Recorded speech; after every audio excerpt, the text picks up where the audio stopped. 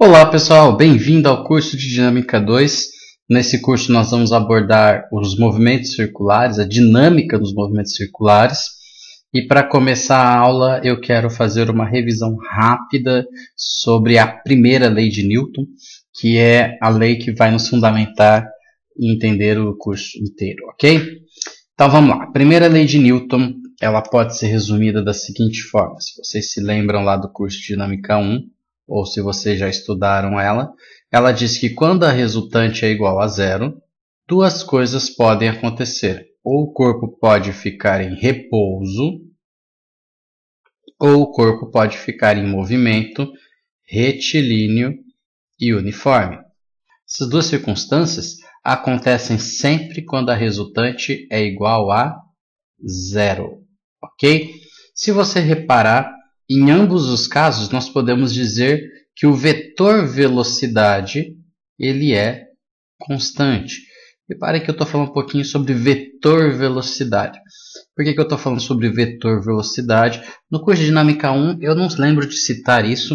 Se eu citei foi uma vez apenas ou outra, mas a gente falava mais de velocidade constante. Eu estou falando agora de vetor velocidade constante.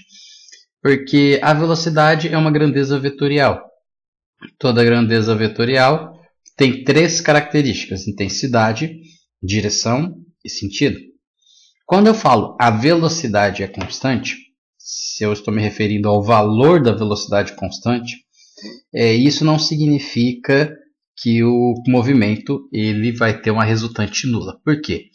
Porque ele pode variar a direção e o sentido, ele pode fazer uma curva.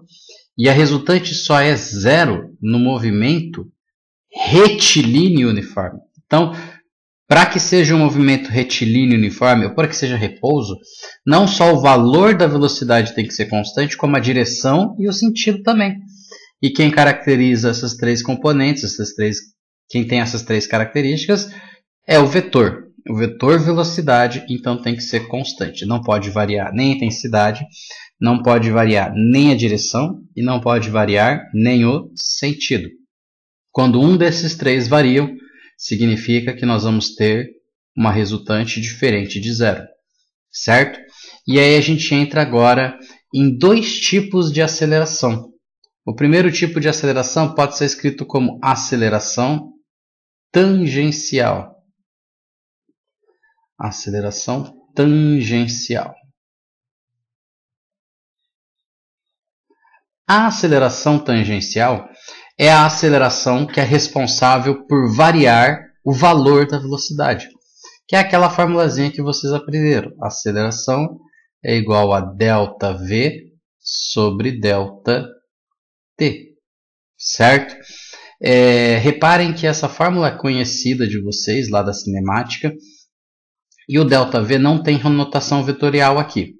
Como o ΔV não tem notação vetorial, significa que eu estou falando apenas do valor da velocidade. Então, a aceleração tangencial, vamos chamar aqui de AT, é a responsável por variar o valor da velocidade, não a direção e o sentido. Ok? Um outro tipo de aceleração é a chamada aceleração centrípeta. Essa aceleração recebe esse nome por um motivo que é o fato de que ela aponta sempre para o centro da curva. E a aceleração centrípeta, ela é responsável por variar a direção da velocidade. Ela não varia o valor da velocidade, ela varia a direção da velocidade, ou seja, ela é responsável pelo corpo realizar uma curva. Como é que a gente calcula a aceleração centrípeta? Daqui a pouquinho nós vamos fazer uma demonstração, mas a gente vai calcular usando essa fórmula, v ao quadrado sobre o raio. Se você quiser ver a demonstração dessa fórmula, eu vou deixar um vídeo aí embaixo opcional, está escrito na frente opcional, e nesse vídeo eu vou colocar a demonstração dessa formulazinha aqui, certo? Da onde ela vem, certo? Essa formulazinha da aceleração centrípeta, inclusive, né, uma outra formulazinha de aceleração centrípeta que pode ser escrito como sendo ômega ao quadrado vezes o raio. Para quem não sabe, esse W aqui não é um W, na verdade é um ômega. e ele representa o que a gente chama de velocidade angular, certo? Lá no curso de Cinemática 2 eu falo no finalzinho do curso sobre movimentos circulares, e lá na parte de movimentos circulares eu falo sobre velocidade angular, certo? Esses dois tipos de aceleração funcionam ou isoladamente ou em conjunto. Então imagine a seguinte situação, imagina que eu tenho uma estrada, essa estrada em vermelho, imagina que aqui nesse ponto eu tenho um veículo, que eu vou representar por uma bolinha, certo? Quando esse veículo está fazendo a curva, geralmente quando você vai fazer uma curva, você precisa reduzir a velocidade e você precisa fazer a curva. Então, como ele está variando a sua velocidade, a aceleração, que é responsável por variar o valor da velocidade, o módulo, vamos escrever assim, o módulo da velocidade. Então, ela varia o valor da velocidade, ela varia o módulo da velocidade. Ela sempre é tangencial, por isso que o nome dela é tangencial, à curva, a linha aqui. O que é uma tangente? Passa por um único ponto de forma suave, tocando apenas nesse ponto. Então, como é que ficaria uma reta tangente passando ali? Só para você entender, uma reta tangente aqui seria essa reta que eu vou fazer numa cor amarela para ficar bem suave aqui. Algo mais ou menos assim. Reparem que ela passa suavemente e ela toca a curva nesse único pontinho ali que está representado por esse ponto azul, certo? Então, se eu colocar aqui, se eu tirar o ponto azul, reparem que ela está tocando suavemente bem aqui nesse pontinho azul. Nesse pontinho que eu destaquei em azul, ok? Isso é uma reta tangente. A aceleração tangencial sempre estará sobre essa reta tangente. Ela não pode estar fora dessa reta tangente, por isso que chama aceleração tangencial.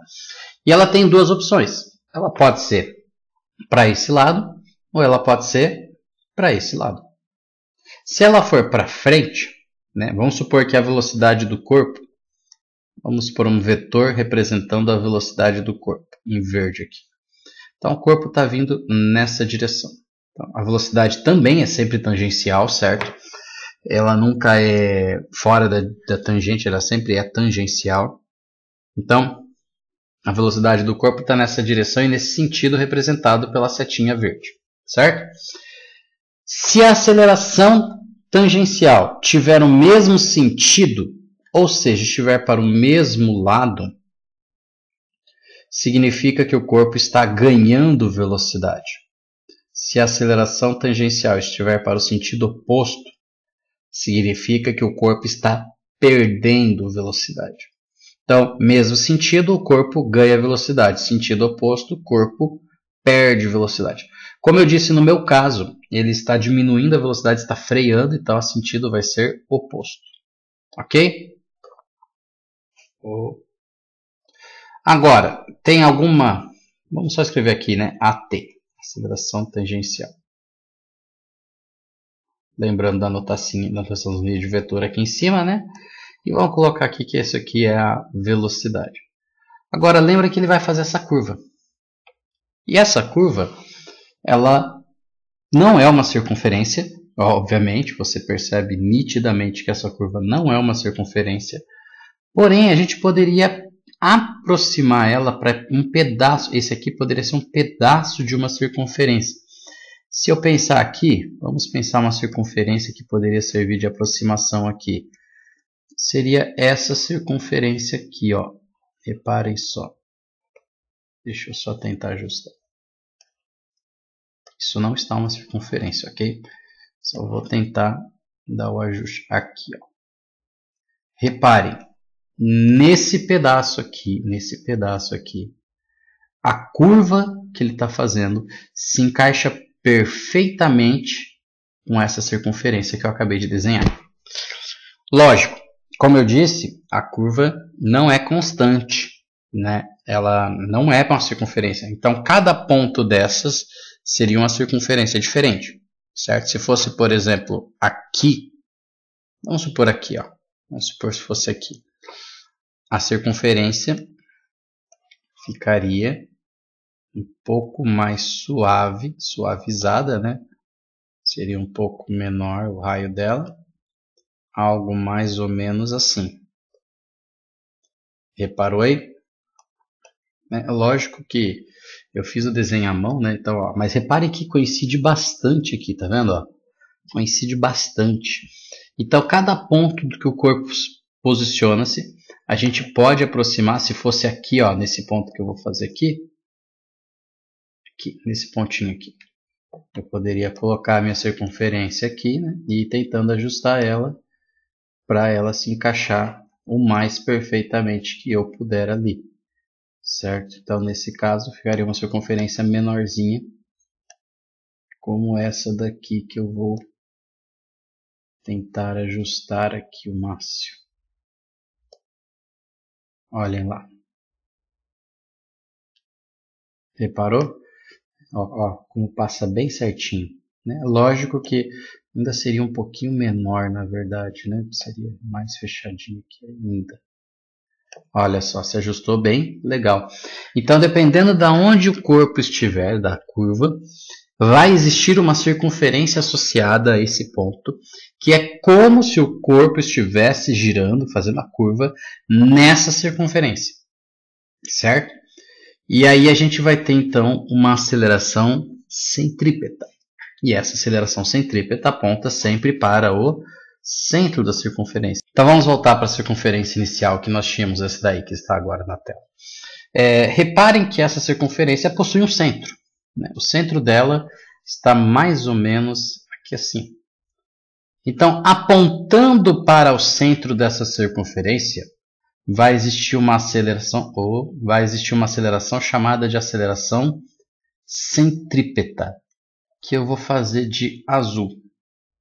Então, olha lá, apontando para o centro da circunferência que realiza a curva, certo? Então, de novo, só para você lembrar, não significa que o corpo vai ter que andar sobre essa circunferência o tempo todo. Nesse pedaço aqui, nesse trecho onde ele está representado neste momento, a curva dele é representada por essa circunferência. Em outros pontos seriam outras circunferências, como nós vimos. Então, a ideia que eu quero transpassar para vocês é a seguinte: existe uma aceleração que aponta para o centro da circunferência representada, né, no caso dessa vermelha aqui que eu fiz. E essa aceleração chama-se aceleração centrípeta. Ok? Então, novamente, qual a função da aceleração centrípeta?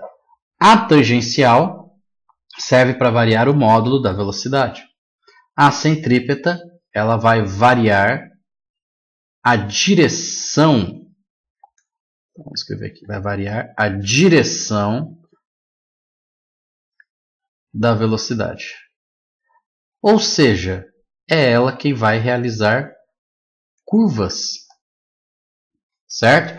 Todo corpo que realiza uma curva, ele só realiza uma curva porque ele possui uma aceleração centrípeta. E esse é um exemplo que eu fiz agora de um corpo que tem tanto aceleração tangencial como aceleração centrípeta. Ele tem as duas ao mesmo tempo.